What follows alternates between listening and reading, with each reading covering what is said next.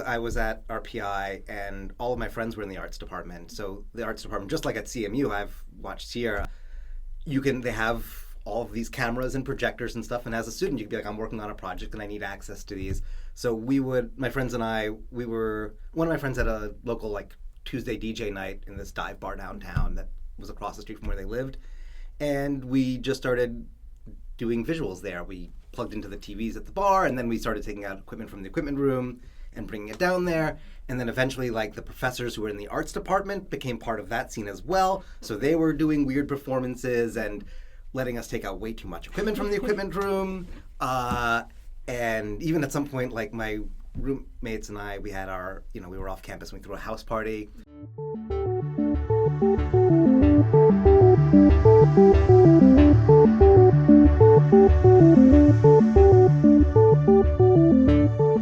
Welcome to another episode of Tech in the Arts, the podcast series of the Arts Management and Technology Laboratory.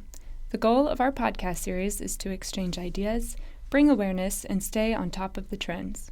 My name is Hannah Brainerd, and I'm the lead researcher for AmpedLab. Today, I'm joined by David Lublin, a video artist, programmer, and performer based in Brooklyn, New York. He's the co-owner of a software company called VidVox that makes tools for fellow video artists. Some of the blog posts in the really just interesting work. I'll admit that I didn't know the term VJ before I started looking into your background. Yeah. I was like, I knew what that was, but I didn't know it was this whole thing, this whole field. So that's it's similar to the way that, like, there was this period where, like, DJing was just like you played records on the radio, right. And then it became this whole other thing. And VJing is kind of unknown because it went through this phase where it was like you had your MTV VJs who just showed music videos, and then there was this whole section of people who were like, no, we're similar to like the performing DJs, and we do live video stuff, but the term didn't really pick up, and there were people who were in that scene who hated the term VJ because they didn't want to be associated with this MTV thing, so they would come up with other terms like I'm a video instrumentalist or a visualist, whatever kind of high art that they come up with that kind of applied to them. Is there a term that you prefer? I just go with VJ. It's fine. I think now that MTV doesn't actually play music videos anymore, I think the community has captured that term. Yeah. That's great. So I'll just go ahead and dive into some of the questions here. So looking at your bio, I loved this line. You described yourself as an artist, programmer, performer, and occasional mathematician. Could you tell me a little bit more about what that means and how some of these interests come together in your work? Sure. Well, when I was growing up, I was always a math nerd. When I was in high school, I was on the math team and took every semester I had this extra math course. But when I went into college, I, for some reason, went into electrical engineering and computer system engineering, which I hated. And my senior year, I switched to being a full math major. And so math has always kind of been, I don't know, I guess in my blood a little bit, or my brain, or my heart. But I'm not a very good mathematician. I have friends who have like full-on PhDs and they've done brilliant math things. And I consider myself an occasional mathematician because sometimes in the course of writing software, I guess at this point, computer software design has evolved into like multiple different. It used to be this period where you go study computer science and it covers everything that you have to do with making software. And now there's interface design, there's back-end stuff, and then there's making algorithms for actual processing of things. So most of the time I have to just do interface design or back-end building, but every once in a while I get to sit down and write an algorithm, and that is a very different programming process, even though that's what it ends up as. It ends up as code, but it starts as, I need to do some math, maybe on paper, and figure out what's going on, and then adapt it into a code that gets optimized and things like that. Gotcha. Does that come in handy with your artistic work at all? It does at times. Probably one of my favorite like one-off performances that I've done before was kind of, it was, totally made up art stuff, like a little reality that I had made, but the presentation of it was like bar graphs and other kind of data visualizations of completely made up data that was itself audio reactive, and it was used for like a live performance. So the performance itself was these animated graphs that were changing over time, along with the music. That's interesting. That's really cool. Yeah. Unfortunately, I did that performance like once and then just never redid it again. Yeah. So just diving in a little bit more into your background, how you got started in all of this. I read that you started mixing video at a local bar using video mixers, VCRs, cameras, and projectors. I imagine some of the technology that you use has changed over the years. So what are some of the software and hardware changes that you've seen? It's interesting. So yeah, the background there was I was at RPI and all of my friends were in the arts department. So the arts department, just like at CMU, I've watched Sierra, they have all of these cameras and projectors and stuff. And as a student, you could be like, I'm working on a project and I need access to these. So my friends and I, one of my friends had a local like Tuesday DJ night in this dive bar downtown that was across the street from where they lived. And we just started doing visuals there. We plugged into the TVs at the bar, and then we started taking out equipment from the equipment room and bringing it down there. And then eventually, like, the professors who were in the arts department became part of that scene as well. So they were doing weird performances and letting us take out way too much equipment from the equipment room. And even at some point, like, my roommates and I, we had we were off campus and we threw a house party, and we, like, made a list of, like, this is the equipment. We want, like, 4 projectors, and we want these, like, lipstick cameras, and all this gear, and we brought it down to the equipment room, and they were like, why do you need this? And we were like, well, we're throwing a party. And they were like, we can't just give you this stuff for a party.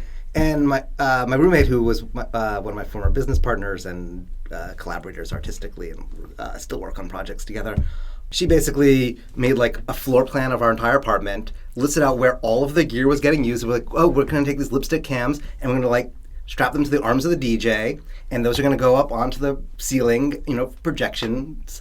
And like we had this, and they were like, okay, here's the equipment. This is what you guys are learning to do. This is what your crew's learning to do. So it's a project, not a party. It's a project, not a party, right? It's a project party.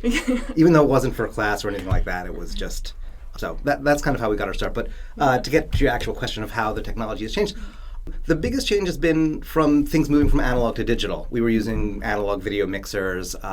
We loved the Panasonic WJMX30 and the WJMX50. Yeah, just these. With like they had like some pre-baked, very simple effects, invert, strobe, blur, and sharpen kind of things. But they were on knobs. You could just turn them. There was a giant crossfader for switching between your layers, and then there's a bunch of video inputs on the back. And now there are digital video mixers, and they do a lot of the very similar things. So in that regard, video mixers, come and go. They just have changed in that way. And same thing with like capture devices that we were using. At that time, computers were like just at the point where they could start doing real-time visuals. We were working at like standard definition, essentially 640 by 480 if we were lucky. And the thing that's really just improved there is just computers can now do way more pixels, and I can, all of the technical limitations where I was like, oh, I would need to set up 2 computers and have them going into a video mixer so I could get what I wanted, and now everything can be done in one computer. But I still often think back to that setup, and if I can, I still have 2 computers and a video mixer because I want that extra backup, or there's always some other use for it if I don't want to, on the occasions where I can pack more. But it's nice when you want to pack light. You can just do everything on a laptop. Gotcha. So that kind of leads into some of your professional work with VidVox and VDMX. Could you tell us a little bit more about the company, some of the features that it offers, and how being an artist has sort of helped you in that field? Yeah. So the company was originally founded by this guy, Johnny DeCam, in the late 90s. My friend and I took over the company from Johnny at a certain point, probably like 2004. And so Johnny had really come up with the idea for VDMX, and then we kind of took it more to the next level. He was, kind of limited what he could do as a programmer. Brilliant artist, great interface designer, but limited in terms of what his programming skills were. And he kind of passed it off to us, and we kind of took it a little bit further. We got into it though because we were doing all of these live performances. We were writing our own little tools. We were trying to, like every other week, make a different performance that was totally different. And we were working in Max MSP at the time, usually when we were writing our own software. And VDMX kind of became the evolution of that because Max was great, but it was still programming, and you still had to build up a lot of infrastructure before you could get to something that you liked, and what you could do with the interface was limited in certain ways. So VDMX kind of evolved from that. It was like, okay, we need a tool that's higher level than a programming language, but not so dumbed down that it's this fixed tool that is just for these cookie cutter kind of performances. And yeah, that's kind of how VDMX evolved. So I usually describe it as like Photoshop for real-time video, because you're still working with layers and groups of layers and composition modes, different blend modes, and you're putting effects on things. But instead of it being you apply an effect and it's just rendered onto your pixels just once and you see the output, it's a stream going through every layer, and all of your effects have real-time parameters that you can adjust. We also have, there's audio analysis so you can make things audio reactive. There's all kinds of ways of creating control data that automate your different parameters. You can set up cues if you want to have like something that's more of a structured performance that just you kind of hit play on. And yeah, it's kind of one of like several tools in our field. And what I like about the field of real-time video, and this is very similar to what I've noticed with music, and a friend of mine, I'm kind of borrowing this from a friend of mine who's a music teacher, he was describing to his new students that for them, his goal was to teach them lots of different tools and lots of different techniques, and it was up to them to see which techniques and tools they liked and combine them all to create their own unique style. And I equate it to, if you're a painter and you were limited to using canvas from one company and only their paintbrushes, you're very limited, because you as a particularly mixed media artist, you want to try out all of these different tools, the best combinations of them for you and your style. And that's really important in kind of all fields of art, it seems like. Right. So in some ways it's like helps you create the art that you're interested in creating, and you're able to pass that on to other artists to take on in their own ways. Yeah, and still recognizing that they're going to use other tools. So interoperability is very important for us. Right. So speaking of some other tools, there's a lot of technology that's buzzing in the mainstream right now. AR, VR, AI, all sorts of things. How do you see that fitting into the world of video instrumentalism or VJing? And what are you excited about? What are you skeptical about in that field? So yeah, there's a lot coming. Mm-hmm. When it comes to virtual reality and AR stuff and XR stuff, there's a lot of potential there. When I was teaching VJing, one of the assignments for the class was you have to create a music video, and using real-time techniques, where you kind of record your output in the way that like a musician will do studio sessions, and then somebody will take them and edit them together. And the biggest part of what I was trying to teach them there was that when you're performing live visuals, everything around you is very immersive. There's big projections, the music is very loud, and it's a very different experience than when you're watching a music video on a television screen and the person can kind of just get up and walk away. Right. So you have to be far more engaging. And with AR and VR, I think there's a lot of opportunities for people who are visual artists to create these worlds that are even more immersive, these experiences that are even more immersive and engaging in that sort of a way. Something that somebody's not just going to get up and walk away from if it doesn't have the right pacing or feels a little bit awkward. And it also kind of, I think there's not just the personal experience of it, but the shared experience of it, not just even in a single space, but it allows for this interconnectedness of performance that are spread out, distributed, not just in a concert hall or something like that. I also know somebody who runs a planetarium in New York for used to run a planetarium, is now designing a new planetarium, and has been trying to think about they used to do also live performances on the dome as part of what they can do in the planetarium. So they've been talking about how they can use AR as part to enhance the experience of their planetarium, so that people who are there can get kind of a personalized experience on top of the dome itself. So I think there's going to be a lot of opportunities there. When it comes to artificial intelligence and machine learning, there's a lot more in terms of the ethical concerns of what's going on there, in particular intellectual property. So there's so many to comment on there. Yeah. What I'll talk about there is I did a project maybe 7 or 8 years ago, 2006-ish, or 2016-ish rather.